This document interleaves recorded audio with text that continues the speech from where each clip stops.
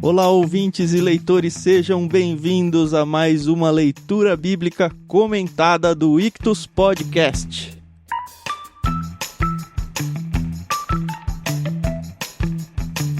Eu sou o Thiago André Monteiro, @vulgutan, e para variar um pouquinho eu estou aqui com o pastor Tiago Moreira e com a Carol Simão para a gente conversar sobre o capítulo 3 de Gênesis. Tudo bem com vocês? Tudo bem sim, pessoal. Aqui animada com essa leitura bíblica, esse capítulo aí. Gostei de lê-lo. Tem muito aí o que comentar. E aí, Tiagão, tudo bem? Tudo em ordem, graças a Deus, tudo bem. Bom continuarmos aqui no nosso projeto de comentar a leitura bíblica que estamos fazendo juntos. É muito bom reler a palavra do Senhor e poder descobrir coisas novas e compartilhar com vocês. Legal, então vamos lá. Você que está ouvindo a gente já entendeu que a gente está fazendo uma leitura. A gente tem que dar a nossa gratidão aqui ao pessoal da Mundo Cristão, que concedeu para a gente o direito de usar a NVT, nova versão transformadora. Então nós estamos seguindo a leitura bíblica de Gênesis em primeiro momento, capítulo a capítulo. Então cada episódio desse programa é um capítulo de Gênesis e a gente vai lidando com o capítulo, lendo um trecho e fazendo os nossos comentários de uma maneira bem descontraída, bem despojada, trazendo as nossas dúvidas. Não é nada muito acadêmico nem nada, é só para tentar fomentar em vocês o hábito de leitura bíblica, o gosto de leitura bíblica. E para quem não tem, assim, nunca teve um contato com a Bíblia e tá pela primeira vez, essa é uma oportunidade boa para você não ser enrolado por aí, né? Não ser enganado e você ir direto à fonte e participar com a gente, trazendo também, por que não, as suas dúvidas, os seus comentários. Então é um espaço aberto para que você participe com a gente, tá bom? Eu já quero começar fazendo um parênteses aqui. Não vou falar nome de emissora, mas acho que todo mundo já sabe que estreou aí há algum tempo uma novela com o nome Gênesis. E é muito interessante porque eu não assisto, tá? Eu não tenho esse hábito, mas eu conheço pessoas que assistem e vieram elogiar a novela pra mim. Ai, você precisa assistir porque foi fantástico e que não sei o que, papapi, papapá. E aí o Fernando, meu marido, falou, tá, vamos assistir o primeiro capítulo. E, ai, gente, como as pessoas, elas são enganadas facilmente, sabe? E eu falei, é tão simples abrir a Bíblia e tá ali no início, sabe? E as pessoas se deixam levar. E esse é o fim do parênteses, mas é só uma situação para que, sabe, não sejam enganados tão facilmente. Coloquem lá, vão atrás, entendeu? Não precisa nem ter uma Bíblia impressa em casa, né? É só abrir a internet aí que tem uma centena de lugares pra você conseguir ler. Exatamente. E nem tudo que tá mostrando ali, nem tudo não, uma boa parte que tá mostrando ali não aconteceu mesmo, entendeu? Então, eu não vou nem comentar nada aqui. Se vocês tiverem curiosidade, eu não indico, mas quem quiser vai atrás. Mas, meu, foi assim 1 hora da nossa vida que não volta mais, entendeu? Eu preferia ter ido ver o Pelé, é isso? Mais ou menos. Eu não vi, nem vou ver, tá bom, Carol? Vou acreditar. Ótimo. No seu depoimento aí. Também não vi, não posso opinar. Dá uma de Glória Pires aí, né? Eu não posso opinar.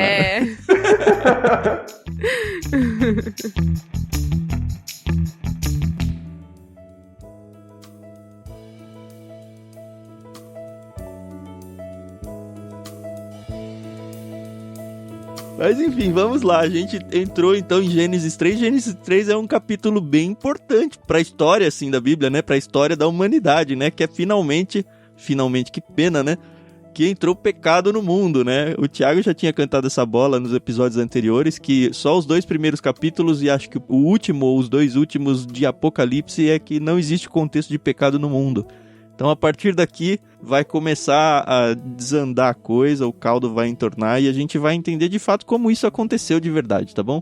Beleza, vamos lá. Acho que a gente pode começar do verso 1 a 5. Eu vou ler aqui.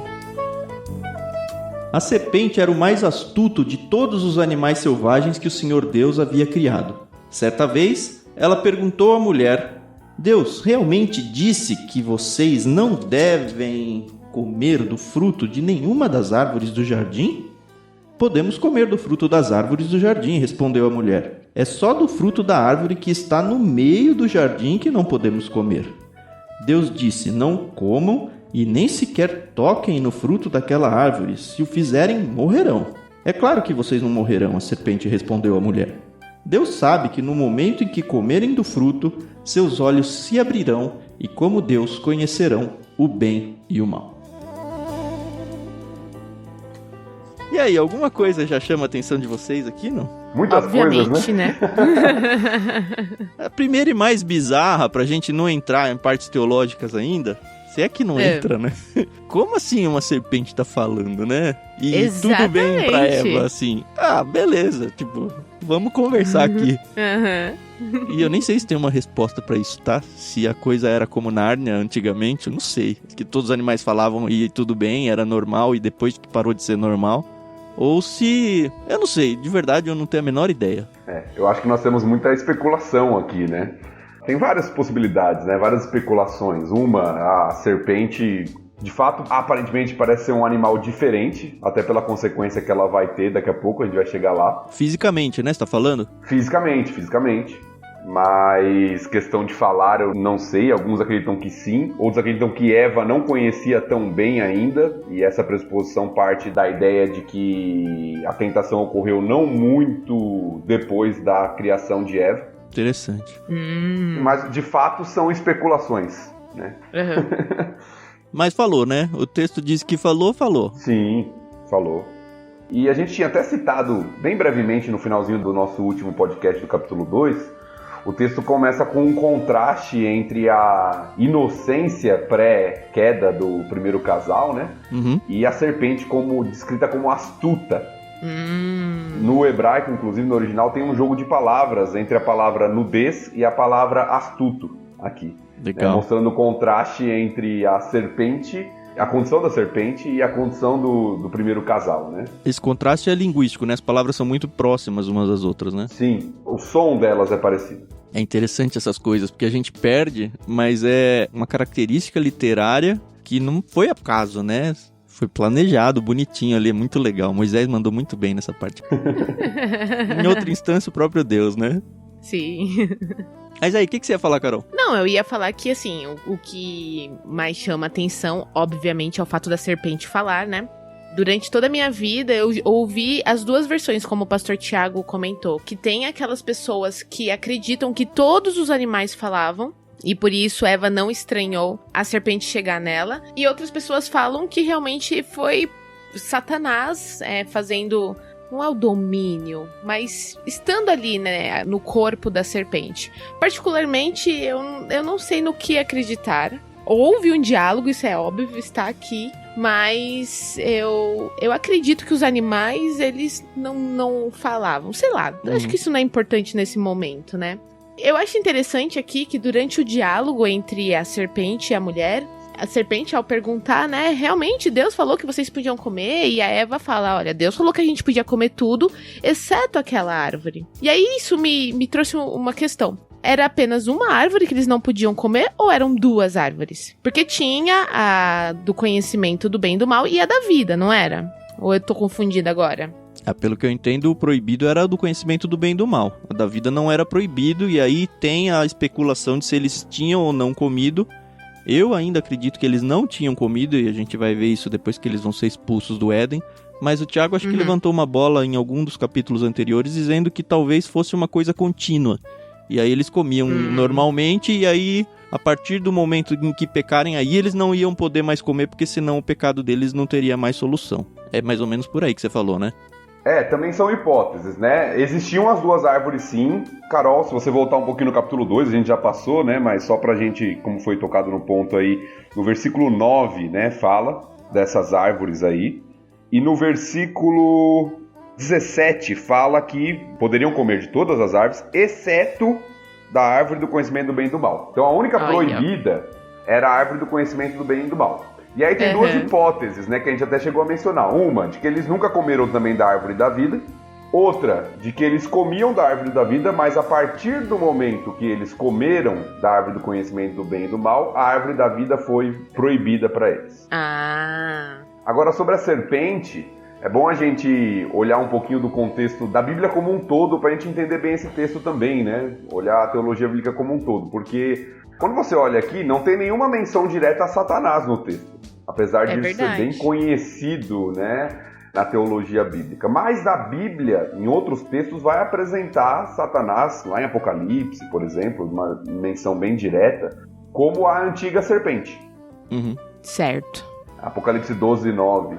Ele vai vincular diretamente, né? Não tem nem dúvidas aqui de que de fato era Satanás que foi lá no corpo da serpente e resolveu a parada aí de estragar a vida de todo mundo. Daí a importância da gente ler a Bíblia como um todo, né? Porque às vezes a gente olha para esse texto específico, alguém que talvez está começando a leitura aqui com a gente, fala assim, não, mas não fala nada de Satanás aqui. Por que vocês estão falando de Satanás se não está falando nada de Satanás aqui, né? É. Mas as escrituras atestam em outros momentos de que não é simplesmente um animal, é mais um ser espiritual que está atentando ali o primeiro casal, né? No caso de Satanás. E o interessante é que se a gente for realmente trazer para Satanás, a Bíblia apresenta ele como um enganador e um mentiroso.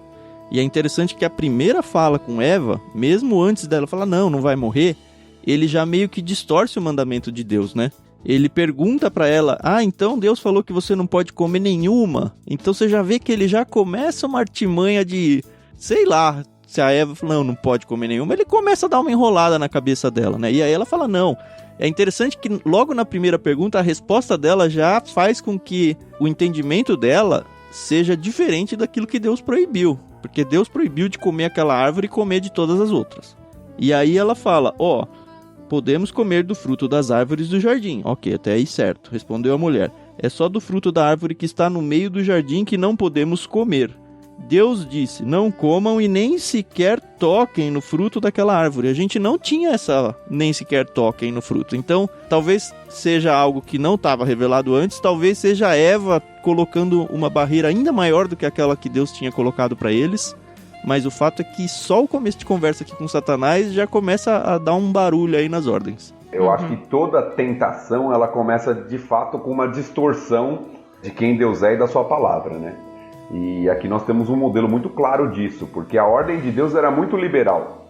Comam à vontade de todas as árvores do jardim, exceto uma. E a tentação vem...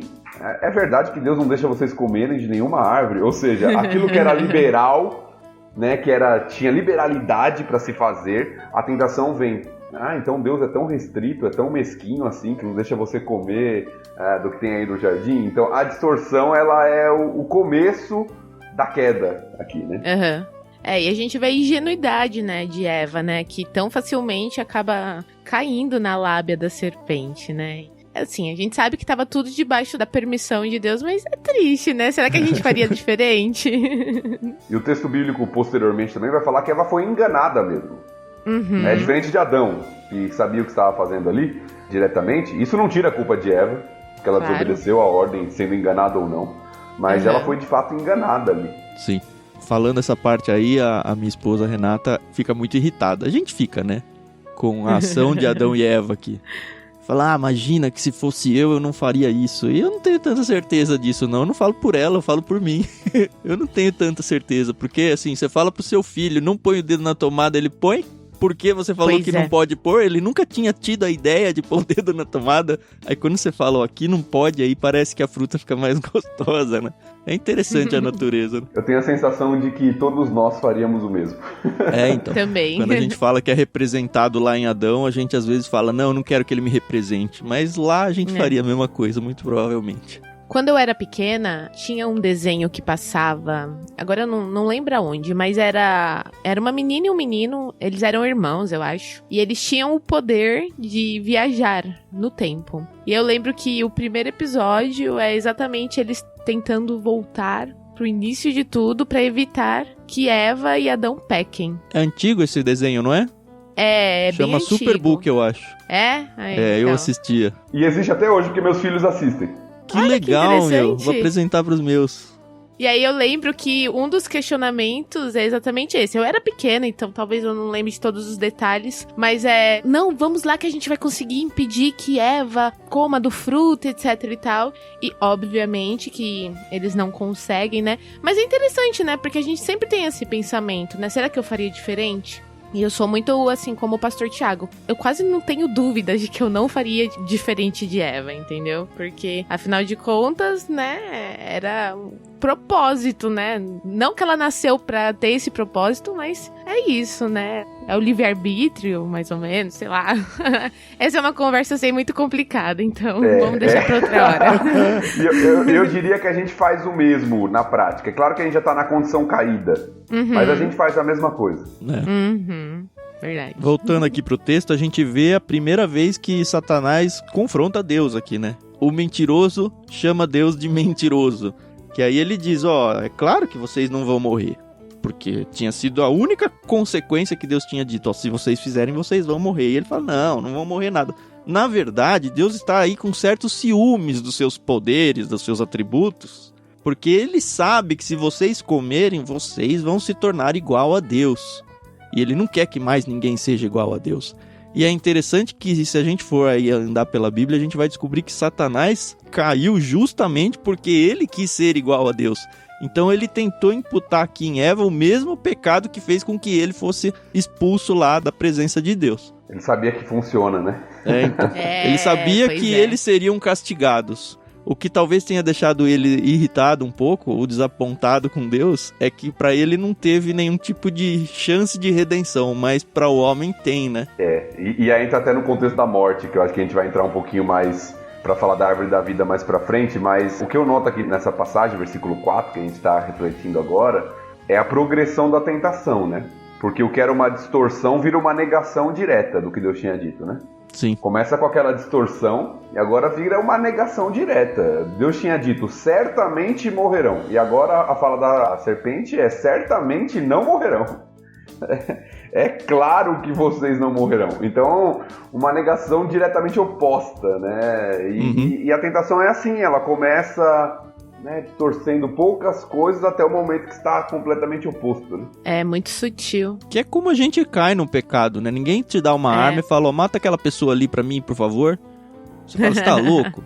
Mas é esse degrau, um por um, que a gente vai descendo. Quando a gente vê, a gente já tá matando uma pessoa, né? E nem sabe como é que chegou a arma na nossa mão. É bem por aí. É, verdade. É interessante, né? A tentação aqui da serpente, ela coloca, de fato, além de negar a palavra de Deus, ela coloca o caráter de Deus em xeque, né? Porque o que ela tá falando basicamente pra Eva é o seguinte, não, Deus proibiu você de comer essa árvore porque ele sabe que se você comer, ou seja, Deus, ele tá te enganando. Deus, ele está impedindo o seu potencial. Né? Se você comer, você vai ser melhor do que você é hoje. Por isso que Deus não quer que você coma. Ou seja, ele está evitando que você seja uma rival dele.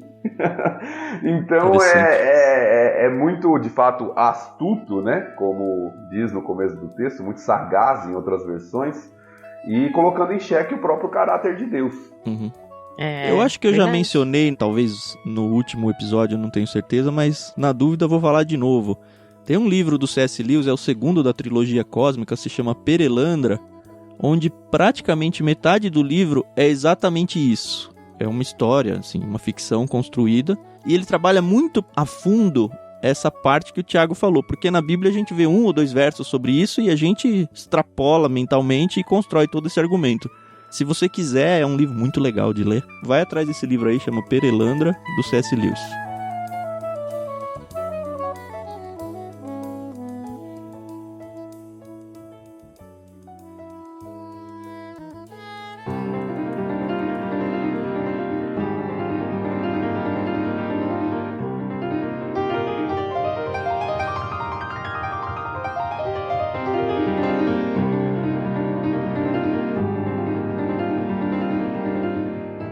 Versos 6 e 7.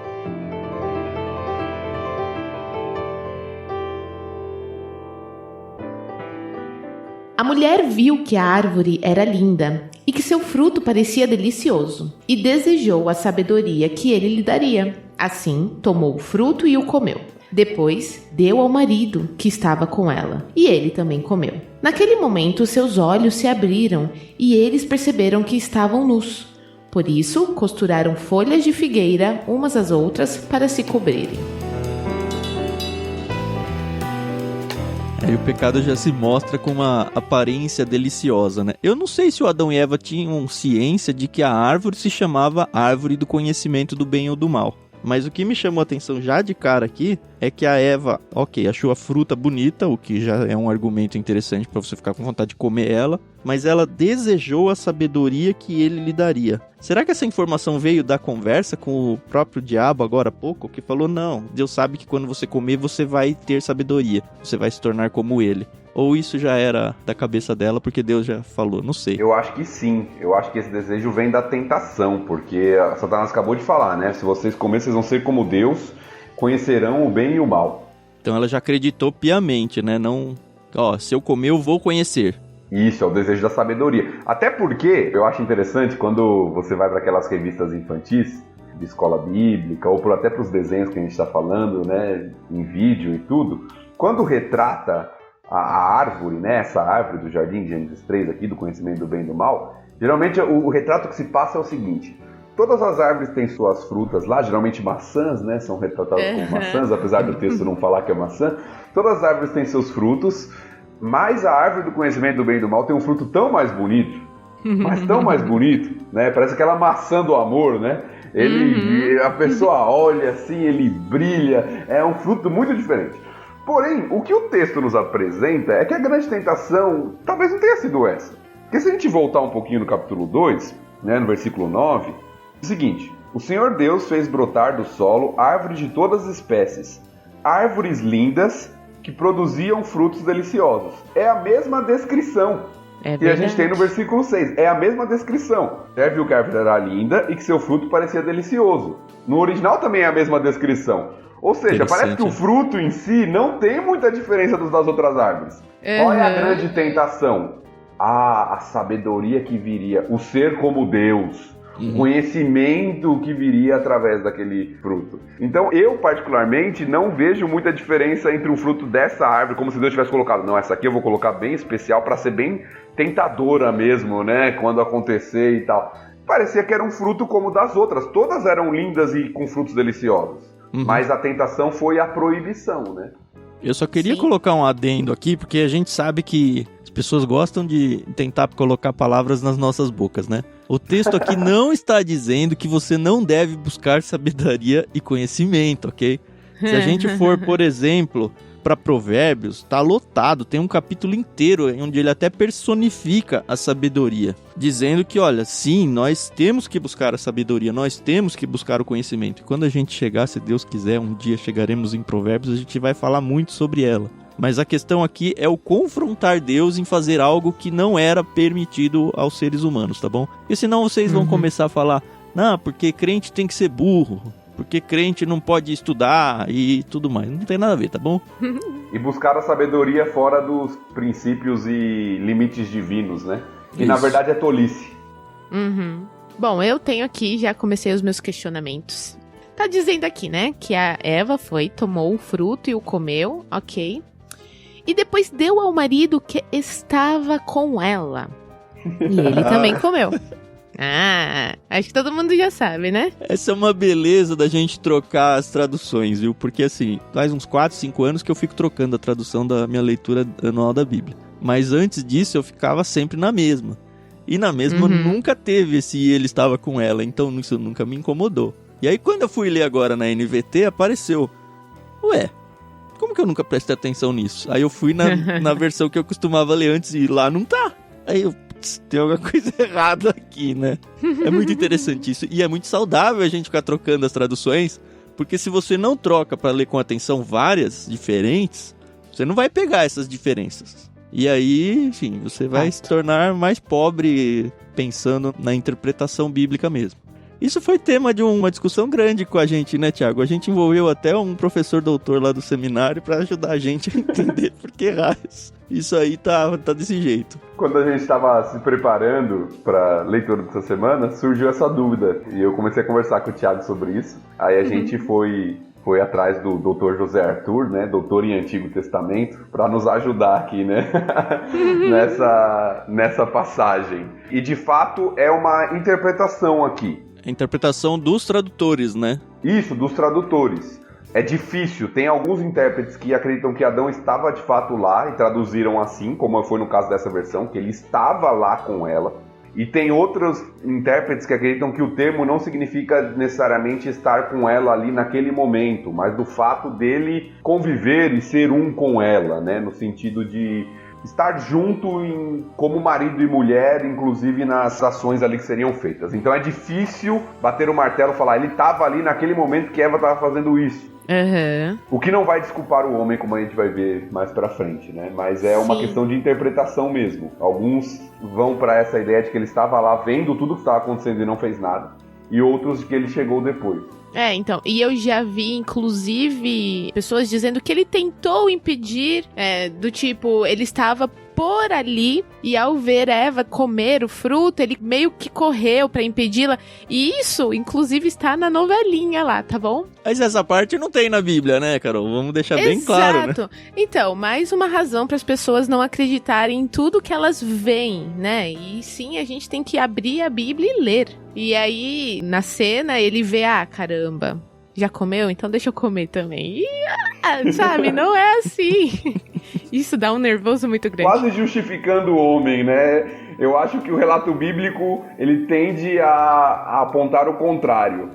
Colocar o homem como o maior culpado ali. Uhum. E foi mesmo, né? Sim. Sim. E se a gente for pensar que Adão talvez estivesse junto ali, por questões linguísticas, já foi uma primeira falha de liderança dele, né? Em permitir essa conversa e não agir. O que justamente faz com que esse professor José Arthur, que a gente consultou, tenha como opinião pessoal de que não, ele não estava junto, porque senão ele teria agido ali. Mas assim, é importante mencionar que, tanto esse acho que é o primeiro texto que gera um certo controvérsia de tradução aí, mas que nem um lado nem o outro está sendo desonesto, tá?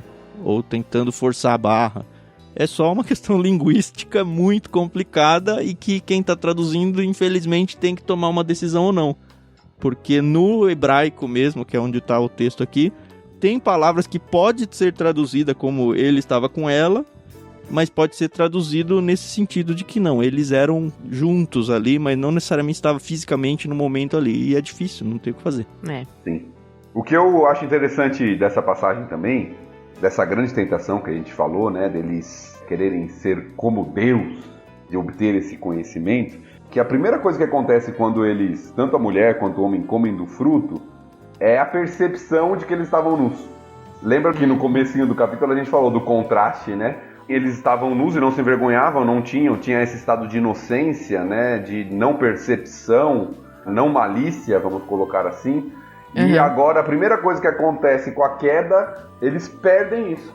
Parece que eles se tornam mais parecidos com a serpente, que era a astuta, sagaz, do que com o estado anterior deles. Então você vê a presença da vergonha, né? Eles indo se cobrir, procurar folhas de figueira e todas essas coisas. As primeiras consequências do pecado começam a aparecer. Boa. Só para deixar aqui um parênteses aqui para vocês, a gente mencionou algumas vezes aí que no Novo Testamento diz que Eva foi enganada, mas Adão não. O crédito tá lá em 1 Timóteo 2, capítulo 14 e 2 Coríntios 11, verso 3, tá bom? Se você quiser ir olhar lá depois, faça isso. Outra coisa que eu já falei um pouquinho aqui, mas é interessante notar a sequência dos verbos aqui, né? A Eva primeiro viu, depois ela desejou, depois ela tomou e depois ela comeu.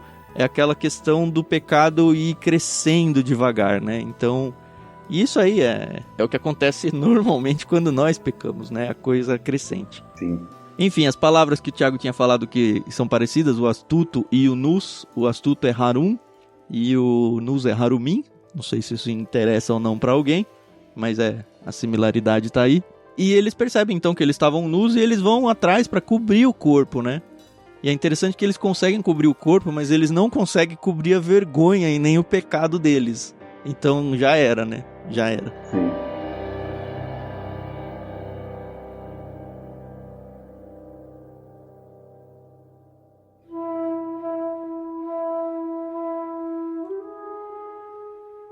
Vamos ao verso 8 ao 13, você lê aí, Thiago? Claro, vamos lá. Quando soprava a brisa do entardecer, o homem e sua mulher ouviram o Senhor Deus caminhando pelo jardim e se esconderam dele entre as árvores. Então o Senhor Deus chamou o homem e perguntou: "Onde você está?" Ele respondeu: "Ouvi que estavas andando pelo jardim e me escondi. Tive medo, pois eu estava nu. Quem lhe disse que você estava nu? Perguntou Deus. Você comeu do fruto da árvore que eu lhe ordenei que não comesse? O homem respondeu, foi a mulher que me deste. Ela me ofereceu do fruto e eu comi. Então o Senhor Deus perguntou à mulher, o que foi que você fez? A serpente me enganou, respondeu a mulher. Foi por isso que comi do fruto. Isso aí é a primeira vez, né, que o homem se esconde de Deus, né? Lembra que Deus tinha um relacionamento diário ali com eles, né? Então tem aí pela primeira vez na história essa quebra do relacionamento entre o ser humano e Deus. Eu gosto da forma como o texto é narrado e como Deus, até diante do nosso pecado, ele é misericordioso para conosco, né? Porque eu entendo, como eu já disse em outras vezes, o que Deus está fazendo aqui é meio didático, né? Deus não precisa perguntar para Adão onde ele está. Deus sabe de todas as coisas. Mas Deus parece que está dando oportunidade para o casal de confessar seus pecados, né? Se humilhar, se arrepender. E a gente vai vendo o casal tropeçando, né? Nessas oportunidades que Deus vai dando. Então, Deus começa a andar e de repente parece que ele não vê o casal que estava lá. Chama o homem e pergunta, onde você está? Dando a oportunidade do homem de dar uma justificativa, né? Deus não... Afinal, ele era o líder, né? A responsabilidade era dele, né? Sim, mas Deus não simplesmente faz assim, pô, você pecou, tá, julgamento na hora e tal. Deus dá a oportunidade de responder, de ouvir a justificativa do homem, mas a gente vê as consequências do pecado se acumulando aqui, né? O medo e várias outras coisas que a gente vai ver aí. Pra quem tem filhos, entende muito bem o que é isso, né? Quando você sabe que seu filho fez uma coisa errada, você chega perto e fala, e aí, o que aconteceu? O que você fez aqui? E foi muito isso, né? Só que Deus ainda, na sua perfeição, faz muito melhor.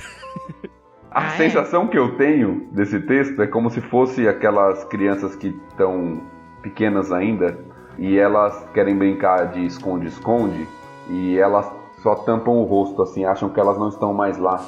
Né? Ou se escondem atrás da cortina com os pés de fora. É uma tentativa assim de se esconder de Deus, né? Como pode, né? Como o pecado pode tornar um homem tão tolo, né? Achando que ele consegue se esconder de Deus no jardim que Deus criou para que ele morasse.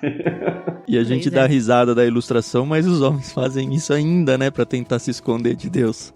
A gente vê alguns textos sobre quando chegar o fim do mundo, de que os céus vão se abrir e Deus vai, de alguma forma, se mostrar para a humanidade na hora em que ele estiver, de verdade, castigando a humanidade.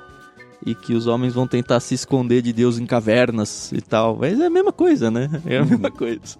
E assim, o interessante é que Deus fala, né? Onde você está? E aí Adão responde, né? Eu estava andando aqui pelo jardim e me escondi, né? Porque eu tava nu. E aí Deus já falou, mas como é que você sabe que você tava nu? Você comeu da fruta que eu falei pra você não comer?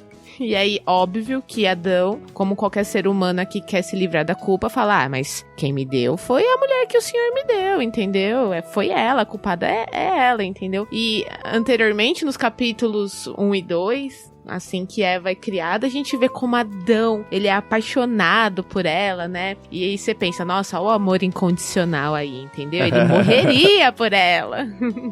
Mas... Enfim, a hipocrisia, é isso? Pois é.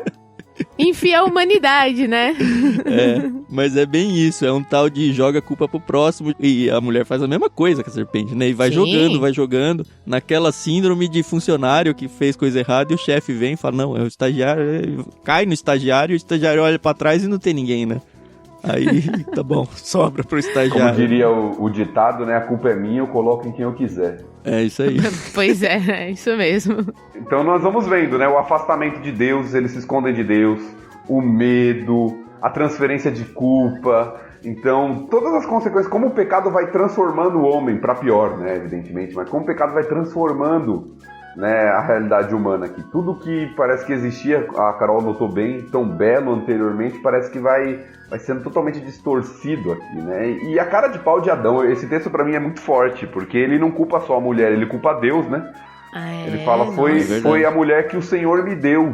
A impressão que me tem é que ele tá falando assim, se o senhor tivesse feito uma melhorzinha, nada disso tinha acontecido. Né? Então a culpa é dela e do senhor. É muita audácia, né? Pois que coisa, né?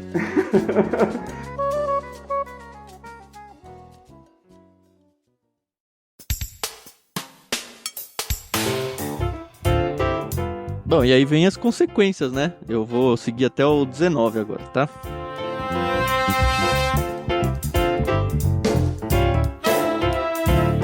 Então o Senhor Deus disse à serpente: uma vez que fez isso, maldita é você entre todos os animais domésticos e selvagens. Você se arrastará sobre o próprio ventre, rastejará no pó enquanto viver. Farei que haja inimizade entre você e a mulher, e entre a sua descendência e o descendente dela. Ele lhe ferirá a cabeça e você lhe ferirá o calcanhar. À mulher ele disse: farei mais intensas as dores da sua gravidez, e com dor você dará à luz. Seu desejo será para seu marido e ele a dominará. E ao homem ele disse: uma vez que você deu ouvidos à sua mulher e comeu da árvore cujo fruto ordenei que não comesse, maldita é a terra por sua causa. Por toda a vida terá muito trabalho para tirar da terra seu sustento. Ela produzirá espinhos e ervas daninhas, mas você comerá de seus frutos e grãos. Com o suor do rosto você obterá alimento, até que volte à terra da qual foi formado, pois você foi feito do pó, e ao pó voltará. Dona Eva. Sofri na gestação.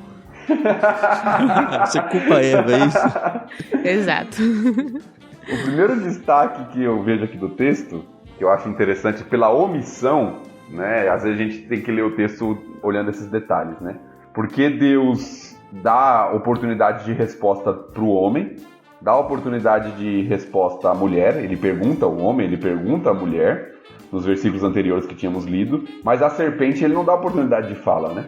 Ele simplesmente dá o juízo sobre a serpente. Olha. Isso é interessante no texto, porque o Senhor pergunta para o homem: o que você fez? Você comeu do fruto? Aí o homem dá a justificativa dele, né? Foi a mulher. Pergunta para a mulher: foi a serpente. Ele não pergunta para a serpente. Ele já dá o juízo da serpente. Então eu acho que isso é interessante. E o juízo vem na ordem inversa aqui, né? O homem culpou a mulher, serpente, aí ele vem tratando ao contrário. Uhum. E aí sim a serpente é diferente, né? Porque tira os pés dela aqui, né? Então, de alguma forma, a serpente tinha pés antes disso. Talvez fosse, sei lá, um lagarto, um dragão, não sei. Você falou isso, me veio à mente agora. Eu não lembrei de pesquisar isso durante a nossa conversa. Eu posso até falar no nosso próximo podcast. Mas eu já ouvi falar que tem uma relação até de termos no grego, se eu não me engano. Não no hebraico, mas na forma como ele é traduzido para o grego depois, que parece que serpente tem algo... relacionado, parece que a palavra é alguma coisa relacionada a Dracon, né? Da onde viria a palavra dragão. É porque no Novo Testamento fala a antiga serpente, e também Satanás é atrelado a dragão, né? Em alguns textos. Isso, em Apocalipse. Isso, Apocalipse 12, o texto que a gente citou, né? O dragão, a antiga serpente. Também, novamente, hipóteses, né? Alguns falam de perna, alguns falam de asa. O fato é que houve uma mudança. Uma mudança aqui, porque um dos castigos para a serpente é que ela vai rastejar. O que significa que antes ela não rastejava. Uhum. E que também não muda nada na nossa história da redenção aqui. Mas curiosidades bíblicas, né? O que é importante do versículo 15, na verdade o mais importante do versículo 15, é o que muitos intérpretes chamam do proto-evangelho. Uhum. A primeira menção ao evangelho nas escrituras, de que viria a Cristo, um descendente... Né? Isso, a Cristo, né? Que viria um descendente da mulher que feriria, né, a serpente, né, esmagaria a serpente e ela lhe feriria o calcanhar.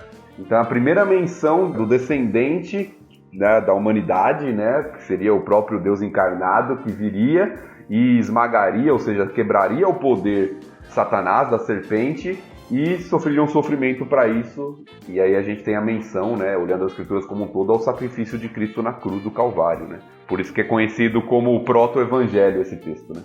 Eu não sei se eu tô sendo ingênuo ou abusando aqui da sorte, mas na tradução aqui, a gente percebe que quando ele tá falando pra serpente, ele fala entre a sua descendência. E na minha cabeça, isso parece que é um grupo, a descendência.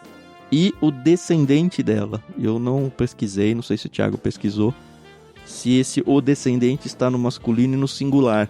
Porque não é um grupo, não é, olha, os homens, é um homem. E eu acredito que seja, mas... Eu não pesquisei a fundo, Thiago, mas eu já ouvi falar algo do tipo. Então, tô agora comprando a ideia de outra pessoa, que eu já ouvi que é o descendente, singular masculino. Mas eu teria que verificar também, eu não fui a fundo pra ver. Mas se de fato é o proto-evangelho aqui, é meio que isso, né? Esse descendente sendo o próprio Cristo. Tanto que eu já ouvi, e até ia comentar isso mais pra frente, acho que já no próximo capítulo, que Eva tinha Caim, né, como não o redentor, mas aquele que traria justiça, né, então... Mas pra frente a gente conversa e eu trago toda a ideia, todo o pensamento aí. Mas eu já ouvi exatamente isso. E enfim, a serpente vai ferir o calcanhar do descendente, quer dizer que ele não vai morrer, mas ele vai ferir a cabeça, então ele vai matar cabalmente a serpente, aí o diabo, o que de fato aconteceu com Cristo, né? Ele foi ferido, foi crucificado, mas não morreu eternamente, ele ressuscitou e tal, só que o diabo vai ser totalmente aniquilado no fim da história. Eu já estive grávida. Sei que suas esposas também já tiveram aí o prazer de gerar uma vida. No caso do pastor Tiago, foram 2 ao mesmo tempo. Mas eu sempre me questiono, durante toda a gestação a gente passa muito mal, tem os enjoos, tem dores pelo corpo, afinal de contas nosso corpo ele muda bastante. E aí depois tem as dores de parto, que francamente são horríveis. E aí eu fico pensando, né, será que as coisas seriam muito diferentes do que são atualmente? No sentido de que dar à luz seria como piscar ou como espirrar, uma coisa assim muito gostosa, sabe? Eu olho pros animais e aparentemente eles não têm dor, não. Simplesmente sai como se estivessem indo no banheiro fazer o número 2. Eu acredito que não seja muito diferente disso, não. Ou pelo menos não era. Porque o comparativo que a gente tem são os animais mesmo. Eles simplesmente vão lá num cantinho e pare. Pronto. Ai. Seria muito melhor, gente. Acreditem.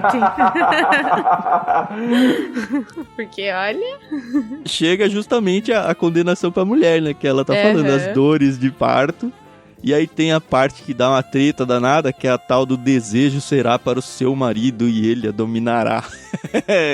Alguém quer mexer nesse vespeiro aí, não? Posso dar possibilidades aqui, vai. Inclusive aqui é uma possibilidade de tradução. Alguns traduzem como o seu desejo será para e outros como o seu desejo será contra. Que é uma possibilidade também da preposição aqui, que é usada, tá? Minha interpretação do texto, eu vou dar pra vocês aqui, tá bom? O texto tá falando, evidentemente, de consequências do pecado. Pra mim, o que o texto estava falando, de maneira bem... tentando ser o mais simples possível, é o seguinte: aquela relação pré-queda, harmoniosa, sem pecado, ela foi distorcida, não vai existir mais. O papel que é do homem, a mulher vai querer pegar para ela, vai querer desejar aquilo que pertence ao homem. O papel de liderança, você diz? Isso, né? Aquilo que pertence ao homem, ela vai querer tomar para ela.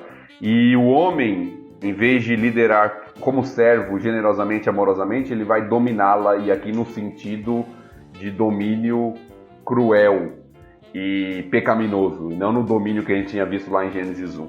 Para mim, esse texto mostra muito a realidade que a gente vive hoje em nossos dias de conflitos, feminismo, machismo, não só hoje em dia, na história, né? Do homem tratando a mulher como não deveria, de maneira equivocada, pecaminosa, cruel, e da mulher também querendo tomar o lugar que é do homem. Para mim, essa é uma das consequências que nós vemos aqui no texto. Ou seja, antes da queda já existia essa questão da liderança masculina, mas de uma maneira perfeita para as duas partes. E de repente agora o homem se torna um tirano e a mulher se torna uma reacionária em relação à liderança que antes era natural e ainda é bíblica, só que agora ela tem o papel da mulher tentando se revoltar quanto a isso. É isso? Sim, sim. Interessante. Tudo bem aí, Carol? Opa! Não, assim, é que hoje em dia é até muito delicado você tocar nesse tipo de assunto, né? Se uma mulher concorda com a liderança masculina, bíblica, eu tô dizendo, muitas são consideradas até... Ai, você é uma machista, e as mulheres que lutaram a favor dos nossos direitos. E eu prefiro me abster desse tipo de assunto, porque... o meu manual de instrução é a Bíblia. Eu sigo a Bíblia, entendeu? Eu acho que vai muito também nesse caso do jugo desigual, entendeu? Se você tem um marido que infelizmente, ou uma esposa que infelizmente não conhecem a Deus, você vai ter muitos problemas. E eu acho que é a partir aqui desse momento que isso foi decretado, entendeu? Então eu prefiro, quando as pessoas perguntam, você é feminista? Eu sou bíblica, entendeu? Eu sigo o que a Bíblia fala. A Bíblia fala que o meu marido é o líder, mas que eu sou companheira dele, que eu estou ali junto com ele, entendeu? Isso não quer dizer que eu não tenho voz dentro do meu casamento. E eu sei que é um assunto aí muito polêmico, então eu vou ficar com o pastor Tiago e tá tudo bem. Uhum. Eu acho que existem distorções dos dois lados, né? E eu tô falando isso até no meio da igreja. Muitos enxergam a própria liderança masculina de forma equivocada, né? Sim, ditatorial mesmo e equivocada. Então nós temos distorções dos dois lados, né? Mas é interessante que quando a gente vê, e a gente tem vários exemplos dentro das pessoas que a gente conhece, cristãs sérias, assim, casais sérios, em que quando o assunto tá bem resolvido para as duas partes, funciona bem, né? Nem a mulher se sente oprimida e nem o homem se sente um tirano. Ele entrega sua vida pela esposa. Esse é o papel dele no casamento. É ele colocar a esposa em primeiro lugar. E a gente vai ver isso a rodo no Novo Testamento. Então as pessoas se apegam muito a esse discurso, quase como se fosse um discurso de ódio, de que a mulher é submissa, que absurdo. Mas elas não se pegam com a mesma intensidade aos textos onde fala da responsabilidade do homem, como o cara que vai, olha, você é responsável até pela vida espiritual da sua esposa, sabe? Uhum. Deus vai cobrar de você coisas que não vai cobrar dela. Da mesma forma que cobrou aqui com Adão e Eva, e a gente mencionou os textos do Novo Testamento dizendo, olha, a responsabilidade, apesar da Eva ter sido a primeira que comeu o fruto, a responsabilidade é de Adão, não é de Eva, porque ele que é o líder da coisa aqui. Então, assim, se você é mulher, eu sempre digo isso, é muito mais fácil, mais suave estar no papel da mulher do que estar no papel do homem. Eu digo isso como homem líder do meu lar, assim, o peso é muito maior, sabe? Pensa um pouquinho sobre isso também. Bom, continuemos. Beleza. E aí, então, chega o homem. E aí, sempre que eu leio esse texto, eu penso, caramba, olha, a serpente, ela ficou sem pernas ou asas, eu não sei. A mulher ganhou aí um amigo chamado Dor aí e um amigo chamado Revolta. E o homem, nada. Foi pra terra, a maldição pra ele. Não é parece assim. Isso. Eu sei que não, mas toda vez que eu leio eu fico pensando, tá, o que vai ser? Assim, você homem, a terra será maldita. Pera aí, por que a terra? Né? Eu só tenho uma dúvida antes, que acabou de me surgir aqui. Já estava decidido que seria a mulher que seria a responsável por procriar? Eu sei que o homem tem um papel muito fundamental, mas não fala na Bíblia que momento, né, a mulher que carregaria, né, no seu ventre. Não sei, surgiu aqui na minha cabeça agora. Eu acho que isso não mudou com a queda. Eu acho que Deus já criou assim. Apesar de não termos detalhes aqui, né, de Gênesis, mas eu acho que na própria composição biológica na fisiologia, do homem, né? Na fisiologia, exato, do homem e da mulher, Deus já criou assim, acho que isso não se alterou. O que se alterou na queda, de fato, foram as dores, né? Ali no parto. O fato é que Eva, nenhuma mulher experimentou, né? Porque até que ela não tinha filho. Então nenhuma mulher sabe como é dar à luz antes, pré-queda. Sem ter dores, né? Parece que as asiáticas, elas ficaram um pouquinho de fora dessa maldição de Deus aqui, viu? Porque já ouvi dizer que as asiáticas não têm dores de parto.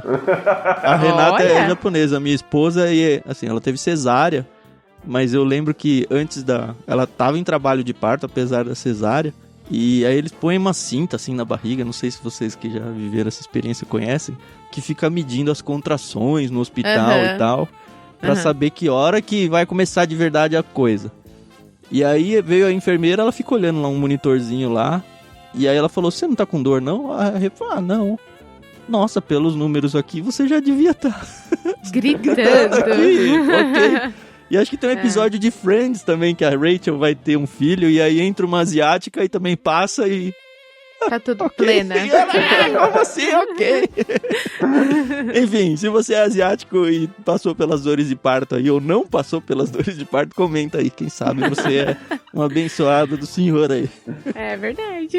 Agora, eu acho que a questão da terra, voltando à questão do homem e da terra aqui, vai muito do contexto agrícola deles. O homem era o responsável pelo sustento e até agora o que ele tinha? Era ir lá e simplesmente colher, era algo simples, algo fácil, algo que não lhe causava dores. Trabalho, né? Trabalho pesado. Ele já trabalhava e o trabalho não é pecaminoso, mas não era algo que traria aquele suor, né, que fala aqui no texto, aquela esforço, dificuldade. Né? Aquela dificuldade do trabalho. Então a consequência para o homem é que o trabalho que ele teria que fazer agora vai ser muito mais difícil, né? Vai ser doloroso, vai ser dificultado. Né? Então eu acho que é uma consequência na Terra, lógico que é, mas é uma consequência direta para o homem, né? Porque é daquilo que ele vai se ocupar no seu dia a dia. Agora ele vai ter erva daninha, agora não vai dar fruto como dava antes, agora a colheita não vai ser tão fácil, ele vai ter que ralar agora para conseguir o sustento. Então eu acho que a consequência que o texto está nos narrando é essa, né? Dentro daquele contexto agrícola que eles vivem, né? Não, foi só uma brincadeira, é claro que a gente sabe que era por aí a coisa. E é interessante que o trabalho até a morte aqui, né? Não tem plano de aposentadoria com Deus não, né? Até o pó.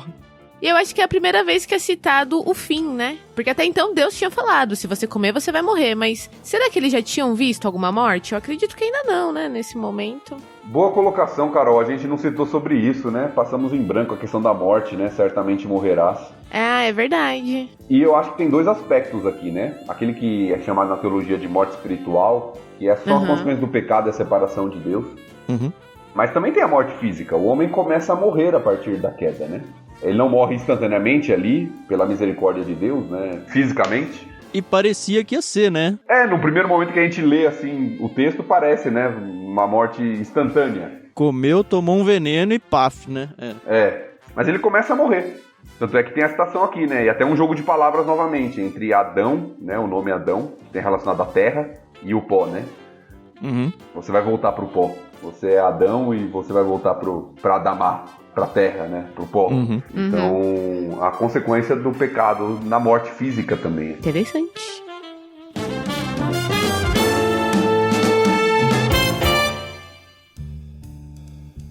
Sua vez agora, Carol? Isso. Então vamos lá.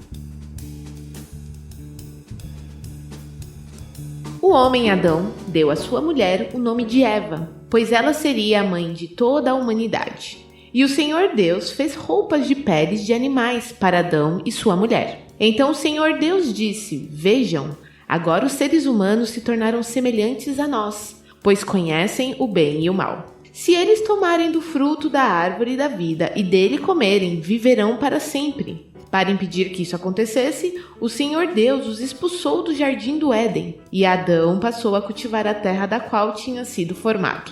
Depois de expulsá-los, colocou querubins a leste do jardim do Éden e uma espada flamejante que se movia de um lado para o outro, a fim de guardar o caminho até a árvore da vida.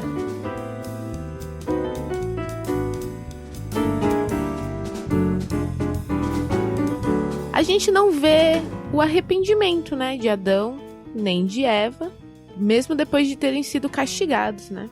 Não vê. Não vemos. É fato que nós vemos depois nas escrituras.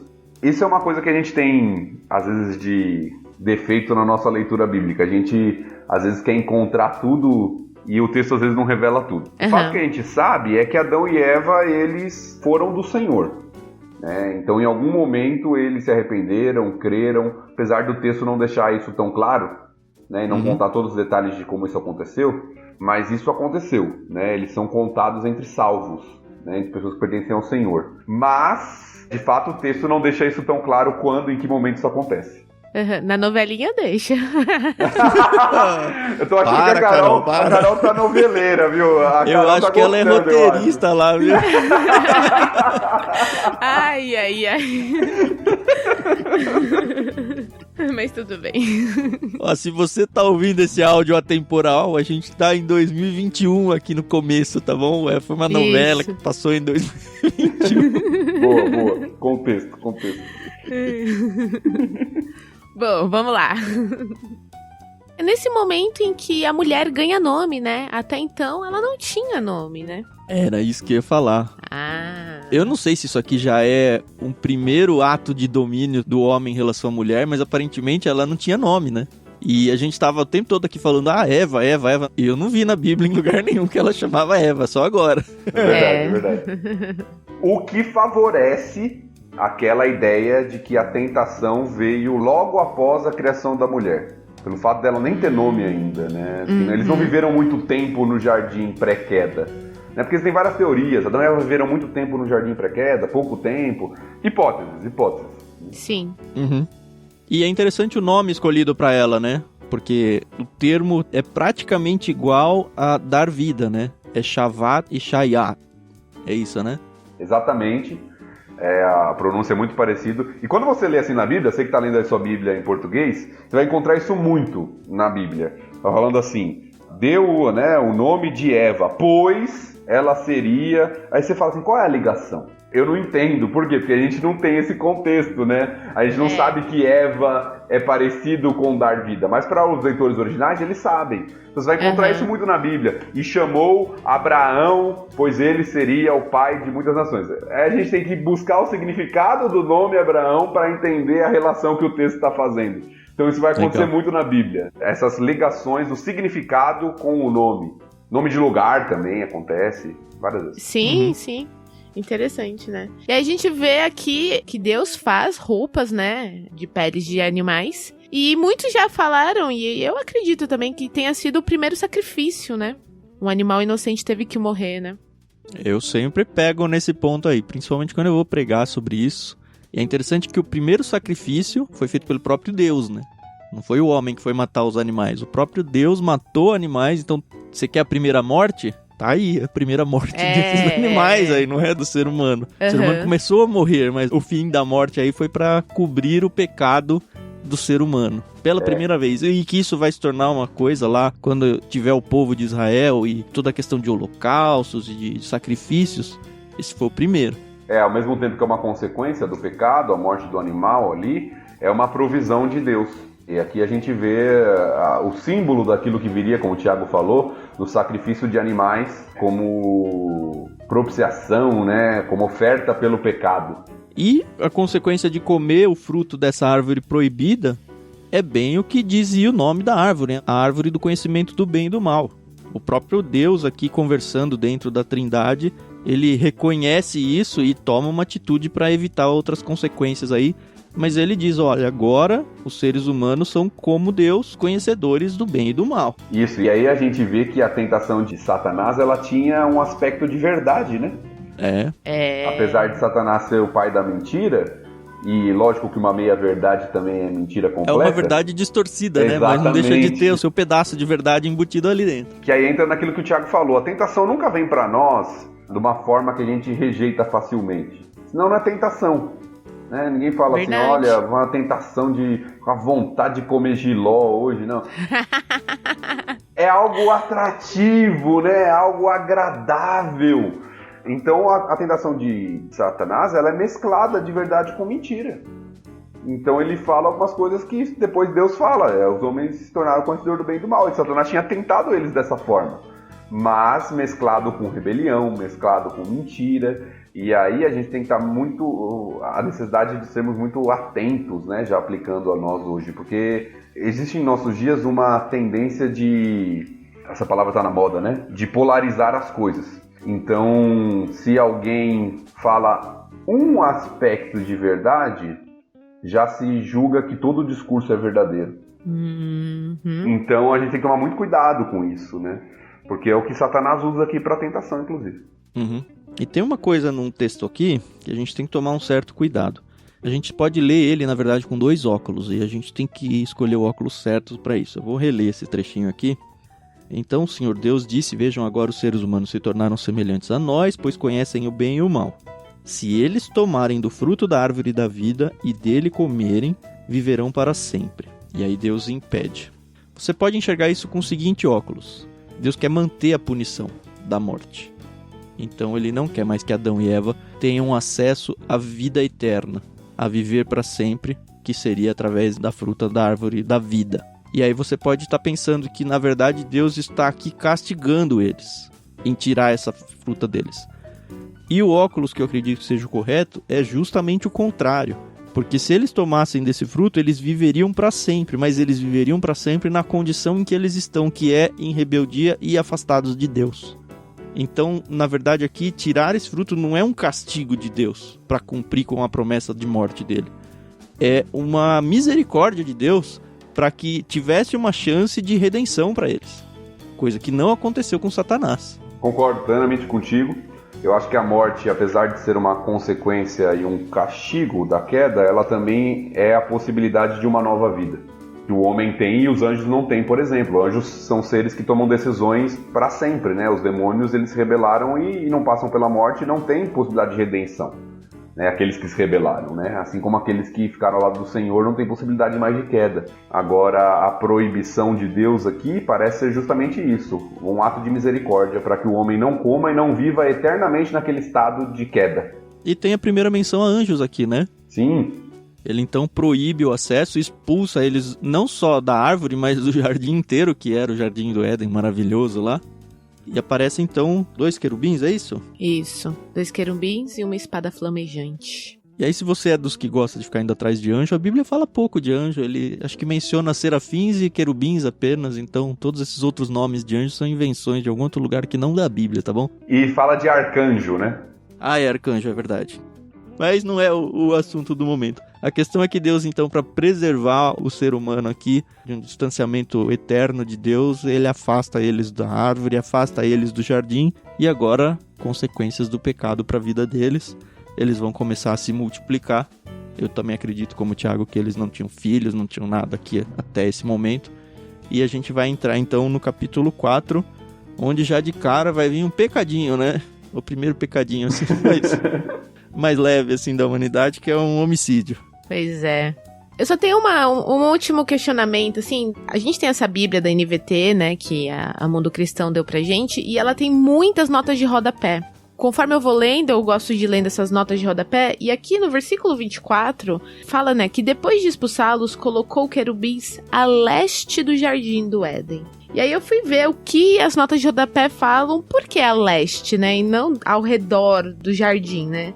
E aí fala aqui, ó, em Gênesis o movimento em direção ao leste muitas vezes implica deixar a presença ou a bênção de Deus, seja em juízo, seja em ambição, seja em alienação. Achei isso interessante. Eu nunca tinha ouvido isso. Também não. Você tem um simbolismo na Bíblia muito do lugar de primazia ser o lugar à direita, né? À destra. Isso é muito comum você ouvir na Bíblia, mas esse de a leste eu nunca tinha ouvido também. Interessante. É, então, achei interessante. Pra gente pesquisar. Sim.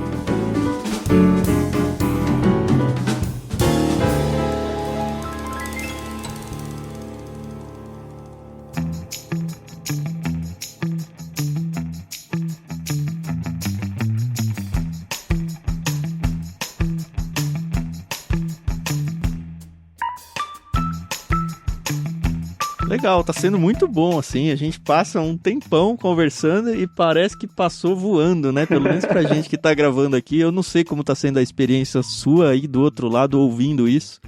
Eu espero que você esteja desfrutando aí da palavra do Senhor junto com a gente e aceite esse desafio de ficar lendo a Bíblia junto com a gente. Óbvio que isso vai demorar muito mais de um ano pra acabar, mas essa leitura, assim, conversada, tá sendo muito gostosa. E eu acho que ela é muito mais proveitosa do que você simplesmente sentar, ler sozinho, não conversar sobre isso com ninguém, não compartilhar com ninguém.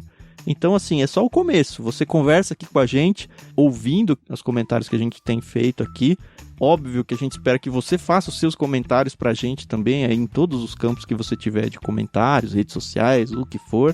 E que você também envolva outras pessoas da sua igreja, da sua família. Coloca outras pessoas para ouvir esse áudio também e começa a fomentar essa conversa, porque é uma conversa saudável que vai fazer com que todo mundo junto cresça espiritualmente e conheça mais quem é Deus, qual é a verdadeira história, sem depender da novela, né, Carol? Por favor. E é isso, a gente tá aqui justamente para isso, é para somar, para fazer um negócio divertido e ao mesmo tempo sério e reverente a Deus. E espero que a gente esteja no caminho certo. O tempo dirá. Isso aí. A gente volta no próximo dia com o capítulo 4 de Gênesis. Se você quiser ler esse texto antes de ouvir o nosso áudio, ou se você quiser ir lendo com a gente, fica a seu critério. Eu me despeço aqui de vocês. Eu sou @vulgutan, se vocês quiserem me procurar nas redes sociais.